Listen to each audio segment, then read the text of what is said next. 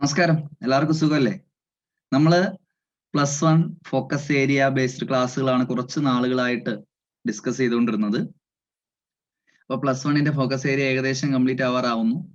ഞാൻ പറഞ്ഞതുപോലെ തന്നെ ജൂലൈ തുടക്കമാവുമ്പോഴേക്കും നമ്മുടെ ചാപ്റ്ററുകളെല്ലാം ഏകദേശം അതിന്റെ പാവൂന്ന് ഞാൻ പറഞ്ഞായിരുന്നു. ഇനി നമുക്ക് ആകെ ഒരു 3 ചാപ്റ്ററുകൾ മാത്രമേ ഡിസ്കസ് ചെയ്യാനായിട്ടുള്ളൂ. Some basic concept of chemistry എന്ന് പറയുന്ന ചാപ്റ്റർ, അതേപോലെ സ്ട്രക്ചർ ഓഫ് ആറ്റം എന്ന് പറയുന്ന ചാപ്റ്റർ, തെർമോഡൈനാമിക്സ് എന്ന് പറയുന്ന ചാപ്റ്റർ. ഈ 3 ചാപ്റ്ററുകൾ മാത്രമേ നമുക്ക് ഇനി എന്ത് ചെയ്യാനായിട്ടുള്ളൂ, ഡിസ്കസ് ചെയ്യാനായിട്ടുള്ളൂ. ചില കുട്ടികളുടെ അഭ്യർത്ഥന മാനിച്ചുകൊണ്ട് നമ്മൾ +1 +2 റെഗുലർ ഓൺലൈൻ ക്ലാസ്സുകൾ സ്റ്റാർട്ട് ചെയ്യാനായിട്ട് തീരുമാനിച്ചിട്ടുണ്ട്. ഒരു വർഷത്തെ കോഴ്സ് ആയിട്ടാണ് നമ്മൾ ഇത് പ്രൊവൈഡ് ചെയ്യുന്നത്. നിങ്ങൾക്ക് ഈ വീഡിയോയുടെ താഴെയായിട്ട് ഒരു നമ്പർ കാണുവാൻ സാധിക്കും. വാട്സപ്പ് നമ്പർ ആണ്. നിങ്ങൾക്ക് ക്ലാസ്സിൽ ജോയിൻ ചെയ്യാൻ താല്പര്യമുണ്ടെന്നുണ്ടെങ്കിൽ ആ നമ്പറിലേക്ക് നിങ്ങൾക്ക് മെസ്സേജ് ചെയ്യാം. ഒരു വർഷത്തെ കോഴ്സ് ഫീ ആയിട്ട് പറയുന്നത് 3000 രൂപയാണ്. അതായത് +1 ആയാലും +2 ആയാലും +1ന്റെ 14 ചാപ്റ്ററുകൾ കംപ്ലീറ്റ് ചെയ്യാനായിട്ടും +2ന്റെ 16 ചാപ്റ്ററുകൾ കംപ്ലീറ്റ് ചെയ്യാനായിട്ടും വാങ്ങിക്കുന്നത് 3000 രൂപയാണ്. അപ്പോൾ അതിന്റെ ക്ലാസ് എങ്ങനെയാണ് നമ്മളത് പ്രൊവൈഡ് ചെയ്യുന്നത് എന്നൊക്കെ ഉള്ള ഡീറ്റെയിൽസ് ഞാൻ വാട്സപ്പ് ചെയ്യുകയാണെന്നുണ്ടെങ്കിൽ ഞാൻ അതിനെപ്പറ്റി എക്സ്പ്ലെയിൻ ചെയ്ത് പറഞ്ഞു തരുന്നതാണ്. റെക്കോർഡഡ് ക്ലാസ്സുകളായിട്ടായിരിക്കും ഞാനത് എന്ത് ചെയ്യുന്നത്, പ്രൊവൈഡ് ചെയ്യുന്നത്. ഇതുപോലെയുള്ള ക്ലാസ്സുകൾ അല്ലെങ്കിൽ ബോർഡിൽ എഴുതി പഠിപ്പിക്കുന്ന രീതിയിലുള്ള ക്ലാസ്സുകൾ, ആ രീതിയിലുള്ള ക്ലാസ്സുകളാണ് നിങ്ങൾക്ക് എന്ത് ചെയ്യുന്നത്, പ്രൊവൈഡ് ചെയ്യുന്നത്. ലൈവ് സെഷൻസ് ഉണ്ടായിരിക്കുന്നതല്ല. കുട്ടികൾക്ക് പിന്നെയും കാണത്തക്ക രീതിയിലുള്ള ക്ലാസ്സുകളായിരിക്കും നമ്മൾ എന്ത് ചെയ്യുന്നത്, പ്രൊവൈഡ് ചെയ്യുന്നത്. മാക്സിമം ക്വസ്റ്റ്യൻസ് വർക്ക്ഔട്ട് ചെയ്യുന്നുണ്ട്. NCERTയുടെ ബാക്ക് സൈഡിലുള്ള മിക്കവാറും ഉള്ള ക്വസ്റ്റ്യൻസ് എല്ലാം വർക്ക്ഔട്ട് ചെയ്യുന്നുണ്ട്. ഇമ്പോർട്ടന്റ് ആയിട്ടുള്ള ക്വസ്റ്റ്യൻസ് വർക്ക്ഔട്ട് ചെയ്യുന്നുണ്ട്. അതേപോലെ തന്നെ പ്രീവിയസ് ഇയർ ക്വസ്റ്റ്യൻസ് വർക്ക്ഔട്ട് ചെയ്യുന്നുണ്ട്. പ്രോബ്ലംസ് വർക്ക്ഔട്ട് ചെയ്യുന്നുണ്ട്. എല്ലാം. അപ്പൊ എല്ലാം കൂടെ ഉൾപ്പെട്ട ഫീസാണ് ഞാൻ പറഞ്ഞത് 3000 എന്ന്. നിങ്ങളുടെ ലാബും ഒക്കെ ഞാൻ എന്ത് ചെയ്യുന്നുണ്ട്, ലാബിന്റെ ക്ലാസ്സുകളും ഇതുവഴി നിങ്ങൾക്ക് പ്രൊവൈഡ് ചെയ്യുന്നുണ്ട്. അപ്പൊ താല്പര്യമുള്ളവർ ഈ വീഡിയോയുടെ ഡിസ്ക്രിപ്ഷനിൽ കൊടുത്തിരിക്കുന്ന വാട്സപ്പ് നമ്പറിൽ മെസ്സേജ് അയക്കുക. വിളിച്ചാൽ ചിലപ്പോൾ കിട്ടണമെന്നില്ല, വേറെ ക്ലാസ്സുകൾ എടുക്കുന്നുണ്ട്. അതുകൊണ്ട് നിങ്ങൾ എന്ത് ചെയ്യുക, മെസ്സേജ് അയക്കുക. ഇങ്ങനെ ഞാൻ വീഡിയോയിൽ പറയാൻ കാര്യം, 3-4 ദിവസങ്ങളിലായിട്ട് ഈ വീഡിയോസിന്റെ താഴെയായിട്ട് വരുന്ന കമന്റുകളാണ് ഇതുമായി ബന്ധപ്പെട്ട്, ക്ലാസ്സുകൾ സ്റ്റാർട്ട് ചെയ്യുന്നതുമായി ബന്ധപ്പെട്ട് ഒരു വീഡിയോ ചെയ്യണം എന്ന് പറഞ്ഞിട്ട് നിരന്തരമായിട്ട് കമന്റുകൾ വന്നതുകൊണ്ടാണ് ഞാൻ ഇങ്ങനെ ഒരു വീഡിയോയുടെ തുടക്കത്തിൽ ഇങ്ങനെ ഒരു കാര്യം പറയാനായിട്ട് ഉണ്ടായ കാരണം എന്ന് പറയുന്നത്. അപ്പൊ നമ്മൾ എന്നത്തെയും പോലെ ക്ലാസ്സിലേക്ക് കടക്കുകയാണ്. നമ്മൾ ഇന്ന് +1 കെമിസ്ട്രിയുടെ some basic concept of chemistry എന്ന് പറയുന്ന ചാപ്റ്ററിന്റെ ഫോക്കസ് ഏരിയ ബേസ്ഡ് ആയിട്ടുള്ള ക്ലാസ്സുകളാണ് സ്റ്റാർട്ട് ചെയ്യുന്നത്. Some basic concept of chemistry എന്ന് പറയുന്ന ചാപ്റ്ററിൽ വളരെ കെമിസ്ട്രിയുമായി ബന്ധപ്പെട്ട് വളരെ ഫണ്ടമെന്റൽ ആയിട്ടുള്ള ബേസിക് ആയിട്ടുള്ള കാര്യങ്ങൾ മാത്രമേ നിങ്ങൾക്ക് എന്ത് ചെയ്യാനുള്ളൂ, പഠിക്കാനായിട്ടുള്ളൂ. അപ്പൊ അതിലെ ഫോക്കസ് ഏരിയ ബേസ്ഡ് ആയിട്ടുള്ള ക്ലാസ്സുകളിലേക്ക് നമുക്ക് കിടക്കാം. അപ്പോ ക്ലാസ്സുകളിലേക്ക് കിടക്കാം. ഫസ്റ്റ് ചാപ്റ്റർ ആയിട്ടുള്ള some basic concept of chemistry എന്ന് പറയുന്ന ചാപ്റ്ററിൽ നമുക്ക് ആദ്യമായിട്ട് ഡിസ്കസ് ചെയ്യാനായിട്ടുള്ളത് ലാസ് ഓഫ് കെമിക്കൽ കോമ്പിനേഷൻ എന്ന് പറയുന്ന ടോപ്പിക്കാണ്. എന്താണ് ലാസ് ഓഫ് കെമിക്കൽ കോമ്പിനേഷൻ എന്ന് വെച്ച് കഴിഞ്ഞാൽ, ചില കെമിക്കൽസ് കമ്പൈൻ ചെയ്യുന്ന സമയത്ത് പാലിക്കേണ്ട കുറച്ച് നിയമങ്ങൾ. Laws concerns or governs or related to the combination of chemicals or atoms or molecules. ആറ്റങ്ങളോ മോളിക്യൂളുകളോ ഒക്കെ കമ്പൈൻ ചെയ്യുമ്പോൾ അവിടെ അവ പാലിച്ചിരിക്കേണ്ട കുറച്ച് നിയമങ്ങളാണ് ലോ ഓഫ് കെമിക്കൽ കോമ്പിനേഷൻ എന്ന് പറഞ്ഞ് നമുക്ക് പഠിക്കാനായിട്ട് ഉള്ളത്. ഈ ലാസ് ഓഫ് കെമിക്കൽ കോമ്പിനേഷൻസിൽ വരുന്നത് 5 നിയമങ്ങളാണ്. ഒന്ന്, law of conservation of mass. 2, law of definite proportion. 3, law of multiple proportion. 4, Avogadro's law. 5, Gay Lussac law of gaseous volume. Gay Lussac's law of gaseous volume. ഈ 5 നിയമങ്ങളാണ് നിങ്ങളുടെ ടെക്സ്റ്റ് ബുക്കിൽ ഉള്ളത് എങ്കിലും നിങ്ങൾക്ക് ഫോക്കസ് ഏരിയ ബേസ്ഡ് ആയിട്ട് കൊടുത്തിരിക്കുന്നത് ഈ രണ്ടാമത്തെയും മൂന്നാമത്തെ നിയമം മാത്രമാണ്. എന്നാൽ നമുക്ക് ഈ 5 നിയമങ്ങൾ പഠിച്ചിരിക്കണം. ഈ 5 നിയമങ്ങൾ പഠിക്കുമ്പോഴുള്ള പ്രത്യേകത എന്താന്ന് വെച്ച് കഴിഞ്ഞാൽ നിങ്ങൾക്ക് ഔട്ട് ഓഫ് ഫോക്കസ് ഏരിയയും ക്വസ്റ്റ്യൻസ് വരും. അപ്പൊ നിങ്ങൾക്ക് എഴുതാനായിട്ട് സാധിക്കും. അപ്പൊ നമുക്ക് നോക്കാം, ആദ്യത്തെ നിയമം നോക്കാം, law of conservation of mass. Law of conservation of mass എന്താന്ന് ചോദിച്ചു കഴിഞ്ഞാൽ മാസ് സംരക്ഷണ നിയമം എന്നാണ് മലയാളത്തിൽ പറയുന്നത്. ലോ ഓഫ് കൺസർവേഷൻ ഓഫ് മാസിന്റെ മറ്റൊരു പേരാണ് law of indestructibility of matter. Law of indestructibility of matter അല്ലെങ്കിൽ law of conservation of mass. ഇത് ആരാണ് കൊണ്ടുവന്നതെന്ന് ചോദിച്ചു കഴിഞ്ഞാൽ ഫാദർ ഓഫ് കെമിസ്ട്രി എന്നറിയപ്പെടുന്ന, കെമിസ്ട്രിയുടെ പിതാവ് എന്നറിയപ്പെടുന്ന അന്റോയിനി ലാവോയിസിയർ ആണ്. അപ്പോൾ അന്റോയിനി ലാവോയിസിയർ കൊണ്ടുവന്ന നിയമമാണ് law of conservation of mass അല്ലെങ്കിൽ law of indestructibility of matter എന്ന് പറയുന്നു. ആ പേരിൽ തന്നെ ഉണ്ട് എന്താ നിയമം എന്നുള്ളത്. ഇൻഡിസ്ട്രക്റ്റബിലിറ്റി, ഡിസ്ട്രക്റ്റബിലിറ്റി എന്ന് വെച്ചാൽ നശിപ്പിക്കാൻ സാധിക്കുമെന്നാണ്. ഇൻഡിസ്ട്രക്റ്റബിലിറ്റി എന്ന് വെച്ചാൽ എന്താ? നശിപ്പിക്കാൻ സാധ്യമല്ല. ആരെ? മാറ്ററിനെ. മാറ്റർ എന്താണെന്നൊക്കെ നിങ്ങൾക്ക് അറിയാം. ഇരിക്കാൻ സ്പേസ് ആവശ്യമുള്ളതും ഭാരമുള്ളതുമായ ലോകത്തിലെ എല്ലാ വസ്തുക്കളും മാറ്റർ ആണ്.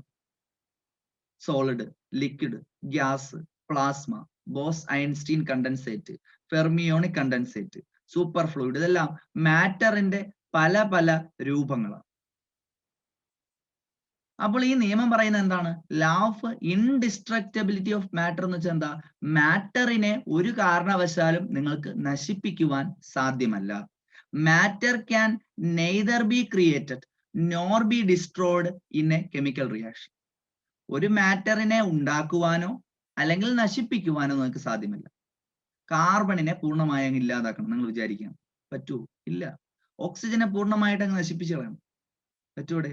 ഇല്ല. അല്ലെങ്കിൽ ഒരു ഓക്സിജനെ ശൂന്യതയിൽ നിന്ന് ഉണ്ടാക്കിയെടുക്കണം, പറ്റുമോ? ഇല്ല. അതാണ് ഞാൻ പറഞ്ഞത്, മാറ്ററിനെ നിങ്ങൾക്ക് പുതിയതായി ഉണ്ടാക്കുവാനോ അല്ലെങ്കിൽ ഉള്ളതിനെ പൂർണ്ണമായി നശിപ്പിച്ചു കളയാനോ സാധിക്കില്ല. പക്ഷെ ഒരു ഫോമിലുള്ള വസ്തുവിനെ മറ്റൊരു ഫോമിലുള്ള വസ്തുവാക്കി മാറ്റുവാൻ സാധിക്കും. Matter in one phase can be converted into another phase. അതായത് ഇപ്പോ വെള്ളത്തിന്റെ സോളിഡ് രൂപമാണ് ഐസ്. സോളിഡ് രൂപത്തിലുള്ള ഐസിനെ നമ്മൾ ഹീറ്റ് ചെയ്ത് കഴിഞ്ഞാൽ അത് ലിക്വിഡ് രൂപത്തിലുള്ള വാട്ടറിലേക്ക് മാറും. അതായത് ഫേസ് മാറുന്നു, അവസ്ഥ മാറും. ഒരവസ്ഥയിലിരിക്കുന്ന മാറ്ററിന്റെ രൂപത്തിനെ മറ്റൊരവസ്ഥയിലേക്ക് മാറ്റുവാൻ സാധിക്കും. പക്ഷെ ഒരു മാറ്ററിനെ പൂർണ്ണമായി ഇല്ലാതാക്കുവാൻ നിങ്ങൾക്ക് സാധിക്കത്തില്ല എന്ന് പറയുന്ന നിയമമാണ് law of conservation of mass അല്ലെങ്കിൽ law of indestructibility of matter. It was proposed by the father of chemistry called Antoine Lavoisier. വേറെ രീതിയിലും ഇതിന്റെ സ്റ്റേറ്റ്മെന്റ് പറയാറുണ്ട്. ഇപ്പോ എ എന്ന് പറയുന്ന വസ്തുവും ബി എന്ന് പറയുന്ന വസ്തുവും കൂടെ ചേർന്ന് സി ആകുന്നു എന്ന് വിചാരിക്കുക. എ 5 ഗ്രാമും ബി 5 ഗ്രാമും ഉണ്ടെങ്കിൽ സി ഉറപ്പായും 10 ഗ്രാം ഉണ്ടാവും. അതായത് റിയാക്ടന്റുകളുടെ ആകെ ഭാരം എന്ന് പറയുന്നത് പ്രോഡക്റ്റിന്റെ ആകെ ഭാരത്തിന് ഈക്വൽ ആയിരിക്കും. The mass of total mass of reactant will be equal to the total mass of product formed in a reaction. ഒരു റിയാക്ഷനിൽ പങ്കെടുക്കുന്ന റിയാക്ടന്റുകളുടെ ആകെ ഭാരവും പ്രോഡക്റ്റിന്റെ ആകെ ഭാരവും എപ്പോഴും എങ്ങനെയായിരിക്കും? ഈക്വൽ ആയിരിക്കും. The total mass of reactant combining will be equal to the total mass of product formed in a reaction. ഇതാണ് എന്ന് പറയുന്നത് law of conservation of mass അല്ലെങ്കിൽ law of indestructibility of matter എന്ന് പറയുന്നു. അപ്പോൾ നിങ്ങൾ വിചാരിക്കും ഈ ലോകത്തിലുള്ള എല്ലാ റിയാക്ഷനുകളും law of conservation of mass പാലിക്കുന്നുണ്ട്. അങ്ങനെയല്ല. Law of conservation of mass എല്ലാ റിയാക്ഷനുകളും പാലിക്കുന്നില്ല. ന്യൂക്ലിയർ റിയാക്ഷനുകൾ, ആണവ പരീക്ഷണങ്ങൾ അല്ലെങ്കിൽ ന്യൂക്ലിയർ റിയാക്ഷനുകൾ. ന്യൂക്ലിയർ റിയാക്ഷൻ എന്ന് വെച്ചാൽ ന്യൂക്ലിയർ ഫിഷൻ, ന്യൂക്ലിയർ ഫ്യൂഷൻ, ഇങ്ങനെയൊക്കെയുള്ള റിയാക്ഷനുകൾ ഒരു കാരണവശാലും law of conservation of mass പാലിക്കില്ല. കാരണം ന്യൂക്ലിയർ റിയാക്ഷനുകൾ എന്ന് വെച്ച് കഴിഞ്ഞാൽ ഒരു ന്യൂക്ലിയസിനുള്ളിൽ നിന്നും, ഒരു ആറ്റത്തിന്റെ ന്യൂക്ലിയസിനുള്ളിൽ നിന്നും ചില റേഡിയേഷനുകൾ പുറത്തു പോകുന്നു. ആ റേഡിയേഷനുകൾ എന്ന് പറയുന്ന ആൽഫയാവാം, ബീറ്റയാവാം, ഗാമയാവാം. ആൽഫ, ബീറ്റ, ഗാമ പോലെയുള്ള റേഡിയേഷനുകൾ ഒരു ആറ്റത്തിന്റെ ന്യൂക്ലിയസിനകത്ത് നിന്ന് പുറത്തേക്ക് പോവുകയും ആ ആറ്റം വേറൊരു ആറ്റമായി മാറുകയും ചെയ്യും. ആ ഒരു ന്യൂക്ലിയസ് വേറൊരു ന്യൂക്ലിയസ് ഉള്ള ആറ്റമായി മാറുകയും ചെയ്യും. അതായത് ഈ ആറ്റത്തിന്റെ കുറച്ച് മാസാണ് ഇവിടെ റേഡിയേഷനുകളായി പുറത്തു പോയത്. ബാക്കിയുള്ള മാസാണ് എന്തായി മാറിയത്? വേറൊരു ന്യൂക്ലിയസ് ആയി മാറിയത്. അപ്പൊ നിങ്ങൾ ഓർത്തിരിക്കേണ്ട കാര്യം ഇത്രയേ ഉള്ളൂ. ഇവിടെ റിയാക്ടന്റിന്റെ ആകെ മാസം പ്രൊഡക്റ്റിന്റെ ആകെ മാസം തുല്യമല്ല. റിയാക്ടന്റിലെ കുറച്ച് അളവാണ് എന്തായി പോയത്, റേഡിയേഷനുകളായി പുറത്തേക്ക് പോയത്. പക്ഷെ അതിന് റിയാക്ടന്റിന്റെ അളവിനേക്കാളും കുറവായിരിക്കും എന്ന് പറയുന്ന പ്രോഡക്റ്റ്. അപ്പൊ റിയാക്ടന്റിന്റെയും പ്രോഡക്റ്റിന്റെ ആകെ മാസ് ഈക്വൽ ആണോ? അല്ല. അപ്പൊ പരീക്ഷയ്ക്ക് ചോദിക്കുകയാണ് ലോ ഓഫ് കൺസർവേഷൻ ഓഫ് മാസിന്റെ ലിമിറ്റേഷൻ എന്താന്ന് ചോദിച്ചു കഴിഞ്ഞാൽ എന്തോ പറയണം, എന്താണ്, റിയാക്ടന്റിന്റെ ആകെ മാസും പ്രൊഡക്റ്റിന്റെ ആകെ മാസും ന്യൂക്ലിയർ റിയാക്ഷൻസിന്റെ കേസിൽ ഈക്വൽ അല്ല. റിയാക്ടന്റുകളുടെ കുറച്ച് മാസ് എനർജിയായി റേഡിയേഷനുകളായി പുറത്തേക്ക് പോകുന്നുണ്ട്. അത് ഓർത്തു വെച്ചിരിക്കുക. അപ്പൊ law of conservation of mass എന്ന് പറയുന്ന നിയമം നിങ്ങൾക്ക് മനസ്സിലായി എന്നാണ് വിശ്വാസം. Law of conservation of mass എന്ന് പറയുന്ന നിയമം അനുസരിച്ചിട്ടാണ് നമ്മൾ ഇക്വേഷനുകൾ ബാലൻസ് ചെയ്യുന്നത്. അപ്പൊ ഇക്വേഷനുകൾ ബാലൻസ് ചെയ്യുന്നത് അല്ലെങ്കിൽ രാസസമവാക്യങ്ങൾ സമീകരിക്കുക എന്ന് പറയും. ഇക്വേഷനുകൾ ബാലൻസ് ചെയ്യുന്നതിന് വേണ്ടി ഉപയോഗിക്കുന്ന ലാ ഏതെന്ന് വെച്ച് കഴിഞ്ഞാൽ law of conservation of mass എന്ന് നിങ്ങൾ ഉത്തരം പറയണം. രണ്ടാമത്തെ നിയമമാണ് ലോ ഓഫ് ഡെഫിനിറ്റ് പ്രപ്പോർഷൻ. ഇത് ഫോക്കസ് ഏരിയയിൽ പ്രത്യേകം എടുത്തു പറഞ്ഞിട്ടുണ്ട്. ലോ ഓഫ് ഡെഫിനിറ്റ് പ്രപ്പോർഷൻ, മറ്റൊരു പേര് law of constant composition. Law of definite proportion അല്ലെങ്കിൽ ലോ ഓഫ് കോൺസ്റ്റന്റ് കോമ്പോസിഷൻ എന്താന്ന് ചോദിച്ചു കഴിഞ്ഞാൽ, എന്താന്ന് പറയുന്നതിന് മുമ്പ് അത് ആരാണ് കണ്ടുപിടിച്ചത് നിങ്ങൾ അറിയണം. ജോസഫ് എൽ പ്രൗസ്റ്റ് അല്ലെങ്കിൽ ജെ എൽ പ്രൗസ്റ്റ് എന്ന് പറയുന്ന സയന്റിസ്റ്റ് ആണ് ഈ നിയമം കൊണ്ടുവരുന്നത്. എന്താണ് ഈ നിയമം പറയുന്നതെന്ന് ചോദിച്ചു കഴിഞ്ഞാൽ, ഒരു കോമ്പൗണ്ടിനെ നിങ്ങൾ പല വഴികളിൽ കൂടി ഉണ്ടാക്കിക്കോളൂ. ഏത് വഴികളിൽ കൂടി ഉണ്ടാക്കിയാലും ആ കോമ്പൗണ്ടിനകത്തുള്ള ആറ്റങ്ങളും ആറ്റങ്ങളുടെ മാസുകളും സെയിം ആയിരിക്കും എന്നാണ് ലോ ഓഫ് ഡെഫിനിറ്റ് പ്രപ്പോർഷൻ പറയുന്നത്. ഒരു എക്സാമ്പിൾ ഞാൻ പറഞ്ഞിട്ട് അതിന്റെ സ്റ്റേറ്റ്മെന്റ് ഒന്നും കൂടെ പറയാം, അപ്പൊ നിങ്ങൾക്ക് കൂടുതൽ മനസ്സിലാവും. വാട്ടർ എന്ന് പറയുന്ന കോമ്പൗണ്ടിനെ നിങ്ങൾക്ക് പല മെത്തേഡ് വഴി ഉണ്ടാക്കിയെടുക്കാം. വാട്ടറിനെ പല മെത്തേഡ് വഴി ഉണ്ടാക്കിയെടുക്കാം. ഒന്നുകിൽ നിങ്ങൾക്ക് ഹൈഡ്രജനെയും ഓക്സിജനെയും കമ്പൈൻ ചെയ്ത് വാട്ടർ നിർമ്മിക്കാം, അല്ലെങ്കിൽ ന്യൂട്രലൈസേഷൻ എന്ന് പറയുന്ന റിയാക്ഷൻ. എന്താ ന്യൂട്രലൈസേഷൻ എന്ന് വെച്ച് കഴിഞ്ഞാൽ, ആസിഡും ആൽക്കലിയും തമ്മിലുള്ള റിയാക്ഷനാണ് നമ്മൾ എന്ന് വിളിക്കുന്നത് ന്യൂട്രലൈസേഷൻ എന്ന് വിളിക്കുന്നത്. അപ്പൊ ആസിഡും ആൽക്കലിയും കൂടെ പ്രവർത്തിപ്പിച്ച് നമുക്ക് വാട്ടർ ഉണ്ടാക്കിയെടുക്കാം. മൂന്നാമത്തെ മെത്തേഡ് എന്ന് പറയുന്നത് മീഥൈൻ എന്ന് പറയുന്ന വസ്തുവിനെ കമ്പഷൻ നടത്തുന്നു അല്ലെങ്കിൽ ഓക്സിജനുമായിട്ട് ചേർത്ത് ഹീറ്റ് ചെയ്യുന്നു, അപ്പോഴും നിങ്ങൾക്ക് വാട്ടർ നിർമ്മിച്ചെടുക്കാം. നാലാമത്തെ മെത്തേഡ് എന്ന് പറയുന്നത് ഡീസലൈനേഷൻ ഓഫ് സീ വാട്ടർ. കടൽ വെള്ളത്തിൽ നിന്ന് ഉപ്പിനെ മാറ്റിയാൽ നിങ്ങൾക്ക് എന്തിനെ ഉണ്ടാക്കിയെടുക്കാം, വെള്ളത്തിന് ഉണ്ടാക്കിയെടുക്കാൻ കഴിയും. ഡീസലൈനേഷൻ എന്ന് പറഞ്ഞാൽ ഉപ്പിനെ മാറ്റുന്ന പ്രോസസ്സിനെയാണ് ഡീസലൈനേഷൻ എന്ന് പറയുന്നത്. അപ്പൊ ഈ 4 മെത്തേഡ് അല്ല, ഒരുപാട് മെത്തേഡുകളുണ്ട്. ഈ പല പല മെത്തേഡുകൾ ഉപയോഗിച്ച് നമുക്ക് വാട്ടറിനെ നിർമ്മിക്കാം. ഏത് മെത്തേഡ് ഉപയോഗിച്ച് നിങ്ങൾ വാട്ടറിനെ നിർമ്മിച്ചു കഴിഞ്ഞാൽ അതിലൊരു മോളിക്യൂൾ പരിശോധിച്ചു കഴിഞ്ഞാൽ അതിൽ 2 ഹൈഡ്രജനും 1 ഓക്സിജനും ഉണ്ടാവത്തുള്ളൂ. അതിപ്പോ ഫസ്റ്റ് മെത്തേഡ് വഴിയായാലും സെക്കൻഡ് മെത്തേഡ് വഴിയായാലും തേർഡ് ആയാലും ഫോർത്ത് മെത്തേഡ് വഴിയായാലും ഏത് മെത്തേഡ് വഴി നിങ്ങൾ വാട്ടറിനെ നിർമ്മിച്ചു കഴിഞ്ഞാലും water has a formula H2O. And hydrogen and oxygen are in the ratio 2:16. എന്തുകൊണ്ടാണ് അങ്ങനെ പറഞ്ഞ്?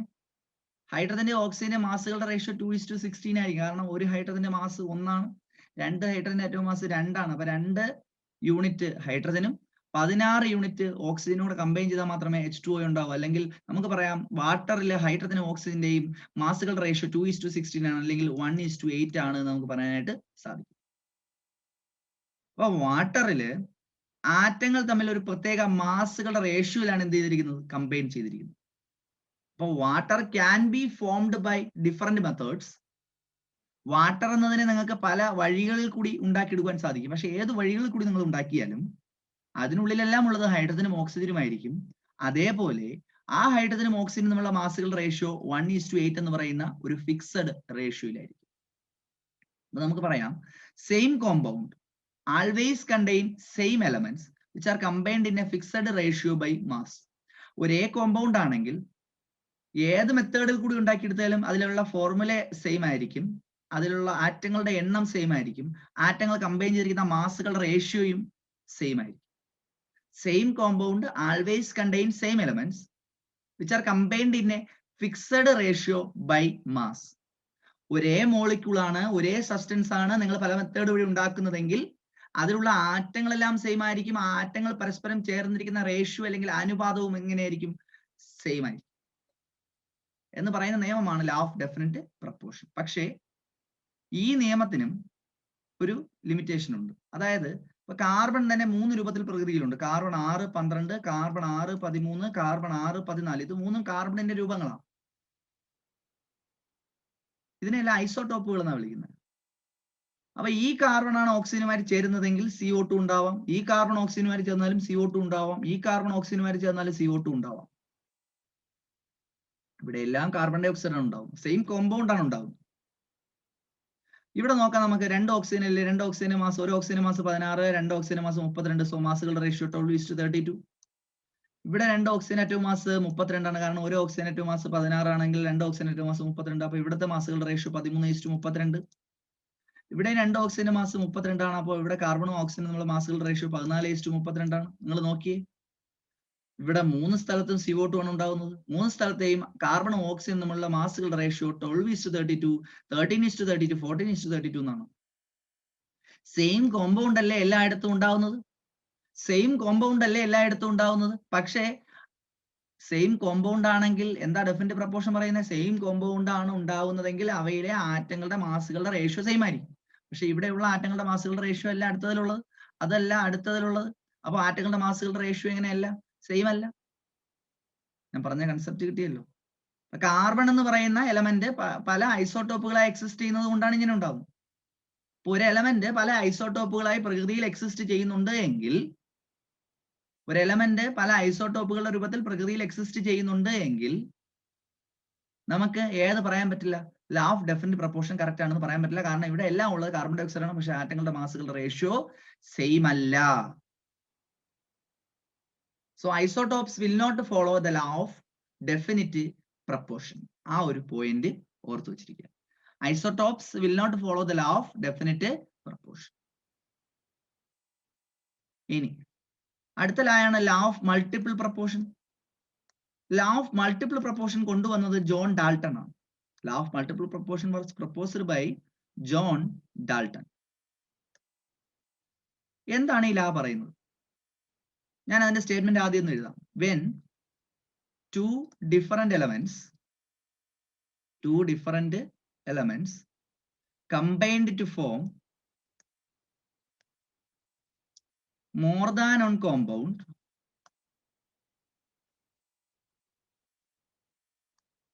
then the different masses of one element,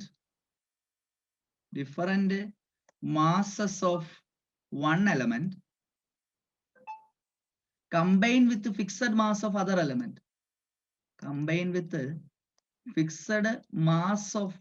element, bears a simple multiple whole number ratio. ഒന്നും മനസ്സിലായില്ലല്ലോ? സ്റ്റേറ്റ്മെന്റ് ജസ്റ്റ് ഒന്ന് എഴുതിയെന്നു. ഒരു എക്സാമ്പിൾ വഴി ഞാൻ പറയാം. ഹൈഡ്രജനും ഓക്സിജനും കമ്പൈൻ ചെയ്യുന്നു വിചാരിക്കുക. ഹൈഡ്രജനും ഓക്സിജനും രണ്ട് ഡിഫറെന്റ് എലമെന്റുകളാണ്. ഹൈഡ്രജനും ഓക്സിജനും കമ്പൈൻ ചെയ്യുമ്പോൾ രണ്ട് വസ്തുക്കൾ ഉണ്ടാവും. ഒന്ന് വാട്ടർ, രണ്ട് ഹൈഡ്രജൻ പെറോക്സൈഡ്. അല്ലേ? വാട്ടറില് രണ്ട് ഹൈഡ്രജൻ ഉണ്ട്. രണ്ട് ഹൈഡ്രജന്റെ മാസ് 2 ആണ്. ഒരു ഓക്സിജന്റെ ആറ്റവും മാസ് 16 ആണ്. ഇവിടെ രണ്ട് ഹൈഡ്രജൻ ഉണ്ട്. രണ്ട് ഹൈഡ്രജൻ ആറ്റവും മാസ് 2. രണ്ട് ഓക്സിജൻ ആറ്റവും മാസ് 32 ആണ്. ഒരു ഓക്സിജൻ ആറ്റവും മാസ് 16, രണ്ട് ഓക്സിജൻ ആറ്റവും മാസ് 32. നിങ്ങൾ ഈ രണ്ട് കോമ്പൗണ്ടുകളെ താരതമ്യം ചെയ്യുക അല്ലെങ്കിൽ കമ്പയർ ചെയ്ത് നോക്കി കഴിഞ്ഞാൽ നിങ്ങൾക്ക് മനസ്സിലാവും ഹൈഡ്രജനും ഓക്സിജനും ചേർന്നുണ്ടാകുന്ന രണ്ട് ഡിഫറെന്റ് കോമ്പൗണ്ടുകളാണിത്. ഒന്നാമത് വാട്ടർ, രണ്ടാമത് ഹൈഡ്രജൻ പെറോക്സൈഡ്. ഇതിലെ സെയിം മാസ് ഉള്ള ഒരു എലമെന്റ് ഉണ്ട്. ആരാണ്? ഹൈഡ്രജൻ. ഇവിടെ ഹൈഡ്രജന്റെ മാസ് 2 ആണ്, ഇവിടെ ഹൈഡ്രജന്റെ മാസ് 2 ആണ്. പക്ഷേ ഡിഫറെന്റ് മാസ് ഉള്ളത് ആരാണ്? ഓക്സിജൻ. ഇവിടെ ഓക്സിജന്റെ മാസ് എത്ര? 16. ഇവിടെ ഓക്സിജന്റെ മാസ് എത്ര? 32. ഒന്ന് മറ്റേതിന്റെ മൾട്ടിപ്പിൾ ആയിരിക്കില്ലേ? അതായത് 16ന്റെ മൾട്ടിപ്പിൾ അല്ലേ 32 എന്ന് പറയുന്നത്? 16നെ 2 കൊണ്ട് മൾട്ടിപ്ലൈ ചെയ്യുമ്പോൾ 32 എന്ന് പറയുന്നത്. അതായത് 16 32 തമ്മിലുള്ള റേഷ്യോ എടുത്തു കഴിഞ്ഞാൽ നമുക്ക് ചെറുതാക്കി 1:2 എന്ന് എഴുതാൻ കഴിയും. പറയുന്നത് എത്രയേ ഉള്ളൂ, രണ്ട് എലമെന്റുകൾ ചേർന്ന് രണ്ട് ഡിഫറെന്റ് കോമ്പൗണ്ടുകൾ ഉണ്ടാകുന്ന സമയത്ത് അവയുടെ ഡിഫറെന്റ് മാസ് ഉള്ള ഒരാൾ കാണും. രണ്ട് സ്ഥലത്ത് ഡിഫറെന്റ് മാസ് ഉള്ള ആളുകളുടെ മാസുകൾ തമ്മിൽ എപ്പോഴും ഒരു പ്രത്യേക അനുപാതത്തിൽ അല്ലെങ്കിൽ റേഷ്യോയിലായിരിക്കും. When two different elements combined to form, ഇവിടെ രണ്ട് ഡിഫറെന്റ് എലമെന്റ് ആരൊക്കെയാണ്? ഹൈഡ്രജനും ഓക്സിജനും. ഹൈഡ്രജനും ഓക്സിജനും കമ്പൈൻ ചെയ്ത് ഒന്നിൽ കൂടുതൽ കോമ്പൗണ്ട് ഉണ്ടാകുന്ന സമയത്ത് ഇവിടെ എത്ര കോമ്പൗണ്ട് ഉണ്ടാകുന്നുണ്ട്? 2 കോമ്പൗണ്ട് ഉണ്ടാകുന്നുണ്ട്. ഒന്ന് വാട്ടറും ഒന്ന് ഹൈഡ്രജൻ പെറോക്സൈഡും. അങ്ങനെയാണെങ്കിൽ അവിടെ then the different mass of one element, അതാരാണ് ഡിഫറെന്റ് മാസ് ഉള്ള ആള്? Oxygen. That combined with the fixed mass of other element bears a simple multiple whole number ratio. Different mass ഉള്ള ഒരാൾ കാണും, അയാൾ കമ്പൈൻ ചെയ്യുന്നത് ഫിക്സഡ് മാസ് ഉള്ള ഒരാളുമായിരിക്കും. Different mass ഉള്ള ആൾക്കാരുടെ മാസുകൾ തമ്മിൽ എപ്പോഴും അനുപാതത്തിലായിരിക്കും. രണ്ട് ഡിഫറെന്റ് എലമെന്റ്സ് ആയിട്ടുള്ള ഹൈഡ്രജനും ഓക്സിജനും കമ്പൈൻ ചെയ്ത് വാട്ടറും ഹൈഡ്രജൻ പെറോക്സൈഡും ഉണ്ടാവുന്ന സമയത്ത് അവിടെ സെയിം മാസ് ഉള്ള ഹൈഡ്രജനെ മാറ്റി വെച്ച് കഴിഞ്ഞാൽ ഡിഫറെന്റ് മാസ് ഉള്ള ഓക്സിജന്റെ മാസുകൾ 16 32 എപ്പോഴും 1:2 എന്ന് പറയുന്ന അനുപാതത്തിൽ അല്ലെങ്കിൽ റേഷ്യോയിലായിരിക്കും എന്ന് പറയുന്ന നിയമമാണ് law of multiple proportion. Clear ആണ്? രണ്ട് എലമെന്റുകൾ ചേർന്ന് രണ്ട് ഡിഫറെന്റ് കോമ്പൗണ്ട് ഉണ്ടാകുമ്പോൾ ഡിഫറെന്റ് മാസ് ഉള്ള ആറ്റങ്ങളുടെ മാസുകൾ എപ്പോഴും അനുപാതത്തിലായിരിക്കും എന്ന് പറയുന്ന നിയമമാണ് ലോ ഓഫ് മൾട്ടിപ്പിൾ പ്രപ്പോർഷൻ. പരീക്ഷയ്ക്ക് ചിലപ്പോൾ നേരെ തിരിച്ചു ചോദിക്കാം, H2O H2O2 ഏത് നിയമം അനുസരിച്ചാണ് നമ്മൾ എക്സ്പ്ലെയിൻ ചെയ്യേണ്ടത്? അല്ലെങ്കിൽ SO2 SO3 ഏത് നിയമം അനുസരിച്ചാണ് നമ്മൾ എക്സ്പ്ലെയിൻ ചെയ്യേണ്ടത്? കാർബൺ മോണോക്സൈഡ് കാർബൺ ഡയോക്സൈഡ് ഇത് ഏത് നിയമവുമായി ബന്ധപ്പെട്ടിരിക്കുന്നു? ഇങ്ങനെയൊക്കെ നിങ്ങളടുത്ത് ചോദിച്ചു കഴിഞ്ഞാൽ നിങ്ങൾ ഉത്തരം പറയേണ്ടത് ഏതാണ്? Law of multiple proportion.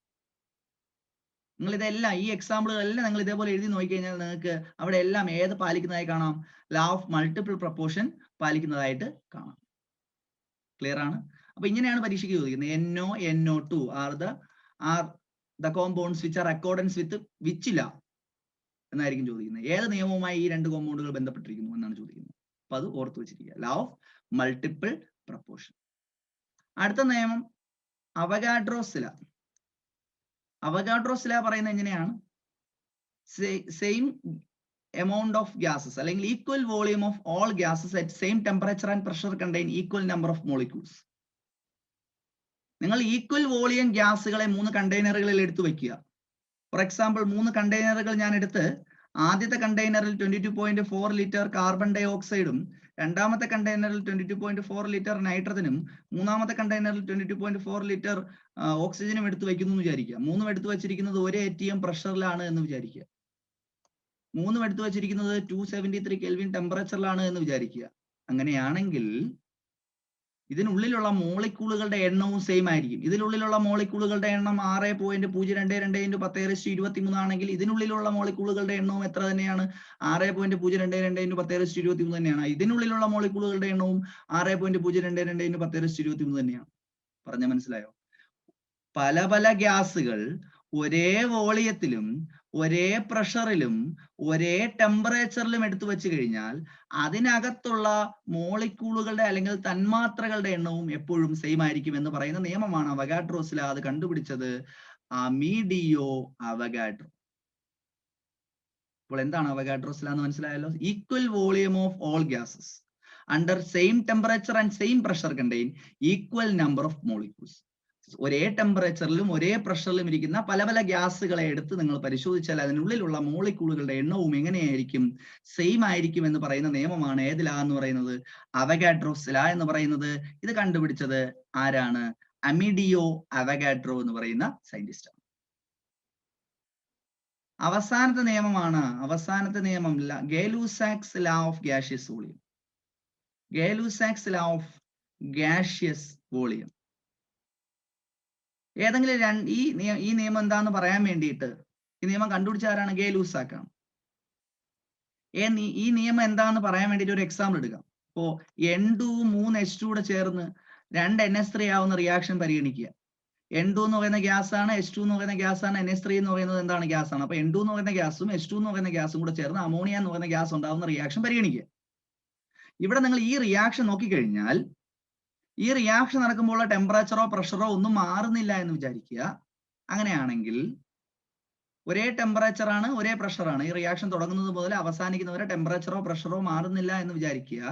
അങ്ങനെയാണെങ്കിൽ നൈട്രജനും ഹൈഡ്രജനും അമോണിയയുടെ അളവുകൾ അല്ലെങ്കിൽ വോളിയങ്ങൾ തമ്മിലുള്ള റേഷ്യോ 1:3:2 എന്നായിരിക്കും. പറഞ്ഞത് മനസ്സിലായോ? നൈട്രജനും ഹൈഡ്രജനും ചേർന്ന് അമോണിയ ഉണ്ടാവുന്ന റിയാക്ഷനിൽ സെയിം ടെമ്പറേച്ചറും സെയിം പ്രഷറും കീപ്പ് ചെയ്ത് പോകുന്നു എന്ന് വിചാരിക്കുക. അങ്ങനെയാണെങ്കിൽ അവയുടെ വോളിയങ്ങൾ ഒരു പ്രത്യേക അനുപാതത്തിലായിരിക്കും.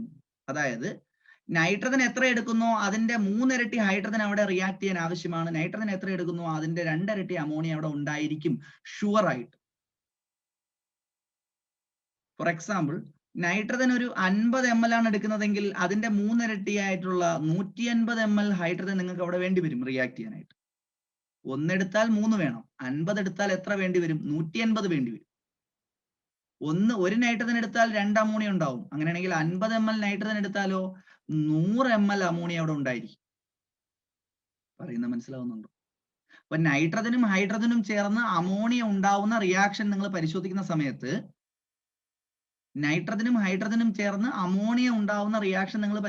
സമയത്ത് ആ റിയാക്ഷൻ നടക്കുമ്പോൾ ഗ്യാസുകൾ കമ്പൈൻ ചെയ്ത് ഗ്യാസുകളാവുകയാണ്.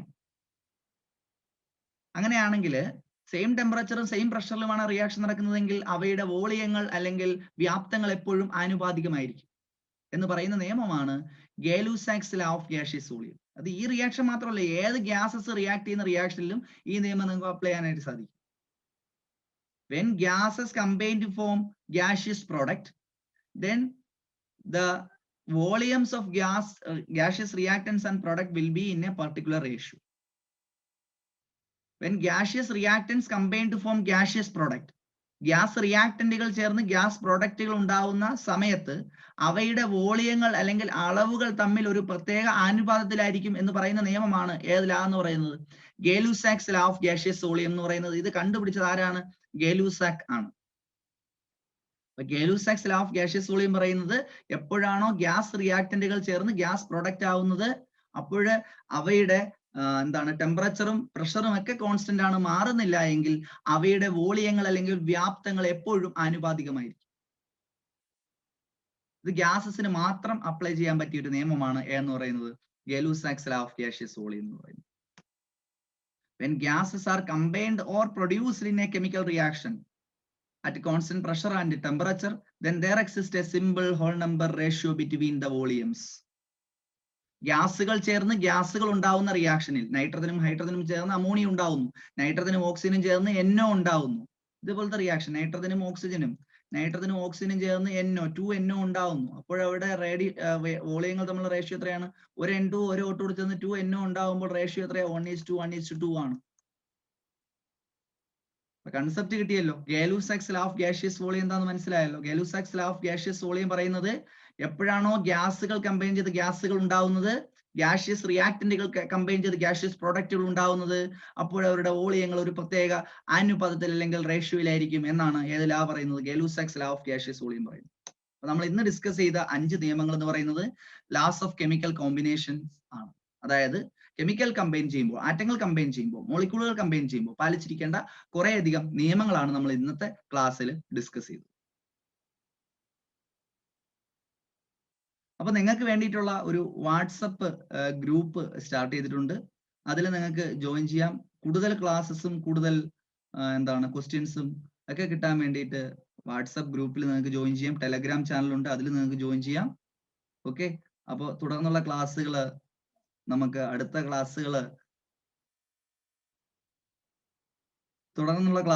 നമുക്ക് ബാക്കിയുള്ള പോർഷൻസ് ഡിസ്കസ് ചെയ്യാം. അതുവരെ ബൈ.